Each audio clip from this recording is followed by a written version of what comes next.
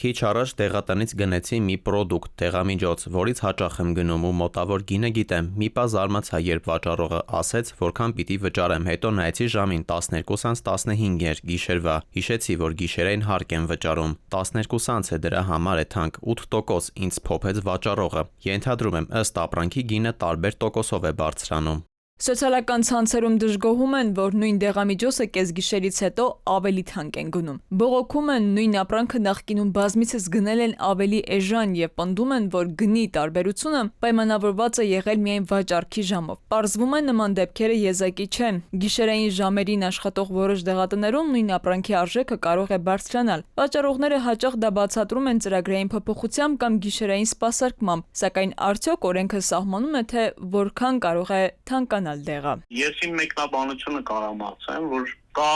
հավելյալ վճարներ գիշերը ժամը 24:00-ից, օրինակ Երևանում աշխատելու համար, եթե չեմ սխալվում, տարեկան տուլքը 250,000 դրամ է, հետո գիշերային աշխատողներին բնականաբար վճար տալը եւ այլ։ Դրա հիման վրա, չգիտես, հավանականությամբ տնտեսվարողը այդ բեռը բարձրացնում է արդեն դեպի սպառողը։ Մասնագետների խոսքով շատերը կարծում են, թե գործում է հատուկ գիշերային հարկ, սակայն իրականում նման հարկ գոյություն չունի։ Եթե որևէ դեղատուն գիշերային ժամերին բարձրացնում է գները, դա տնտեսվարողի գնային քաղաքականության հետևանքն է, ոչ թե առանձին պետական վճար է։ Սակայն այստեղ առաջանում է մեկ այլ հարց. ով է վերահսկում, որքան հիմնավոր են այդ բարձրացումները։ Արդյոք հրա հետ կապված կա վարչարարություն կամ որևէ բան, այդ մասով իմանալով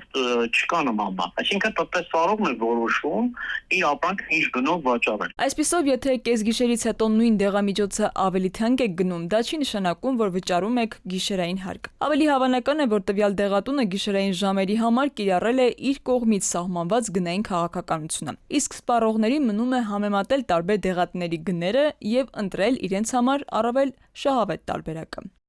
Քնարիկ Պետրոսյան, ժամը լրատվական։